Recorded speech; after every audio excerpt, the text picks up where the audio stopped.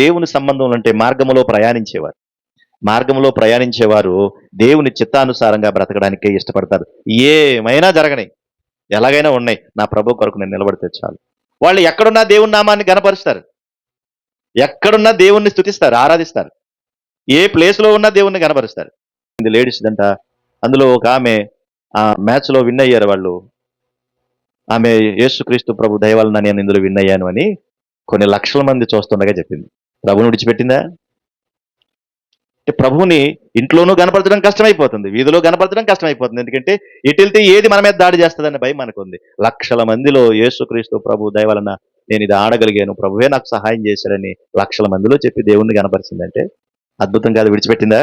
కనుక ఎప్పుడు నిజం ఎప్పుడు నిజమే, అబద్ధం ఎప్పుడు అబద్ధమే. అబద్ధాన్ని నిజం చేయలేం, నిజాన్ని అబద్ధం చేయలేం. ఎందుకనంటే హృదయాన్ని కాపాడేవాడే ఆయన కనుక. ఏమన్నాడు? హృదయ శుద్ధి గలవారు ధన్యులు, వారు దేవుణ్ణి చూచెదరు అన్నాడు. అంటే హృదయ శుద్ధిని చెయ్యడానికే మార్గం. కాబట్టి హృదయ శుద్ధి కలిగించే వాటితో చాలా పోరాడాలి.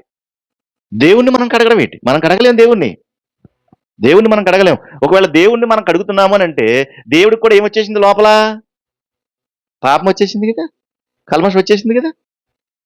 ఎన్ని సబ్బులెట్టి రుద్దిన దేన్ని మనం కడుక్కునేది అంటే ఈ శరీరాన్ని. మరి శరీరానికి పట్టిన జబ్బు ఏమన్నా ఉంటే పోయిందేమో కానీ లోపల హృదయం ఉంది కదా, హృదయాన్ని ఎవరు కడుగుతారు మరి?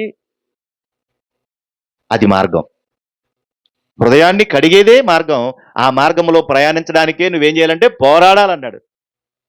ఎంత పెద్ద పోరాటం నిజంగా ఇది. కనుక మార్గంలో ఉండడానికి చాలా పోరాటమే చేయాలి. మన మీద ఎన్ని దాడి చేస్తున్నాయని చెప్పాను? ఒకటి, శరీరం దాడి చేస్తుంది, లోకం దాడి చేస్తుంది, మతం దాడి చేస్తుంది, అబద్ధ దుర్బోధలు కూడా మన మీద దాడి చేస్తున్నాయి. ఈ రోజున చూడండి, యేసుక్రీస్తు దైవత్వం గురించి కొట్లాడుకుంటున్నారు. యేసుక్రీస్తు ప్రభు వారు దైవత్వం గురించి కొట్లాడుకుంటున్నారు. ఒకడు దేవుడు అంటాడు, ఒకడు కాదంటాడు. ఒకడు ముగ్గురులో ఒకడంటాడు, ఒకడు కాదంటాడు. దుర్బోధలు ఎంత భయంకరం ఉన్నాయి చూడు. అందుకే మనం దేవుని సంబంధం అయితే మనం ఏం చేయాలన్నాడు అక్కడ 6వ వచనంలో? ఇందువలన మనము సత్య స్వరూపమైన ఆత్మ ఏదో, భ్రమపరచు ఆత్మ ఏదో తెలుసుకొనుచున్నాము అన్నాడు. అంటే ఖచ్చితంగా మనం తెలుసుకోవాలి, ఏది భ్రమపరుస్తుందో, ఏది సత్య స్వరూపమైనటువంటి ఆత్మో మనం గ్రహించి అర్థం చేసుకోవాలి. ఆచారాలకు లోకం విలువనిస్తుంది, ఆత్మకు దైవ సంబంధమైన బిడ్డలు విలువనివ్వాలి.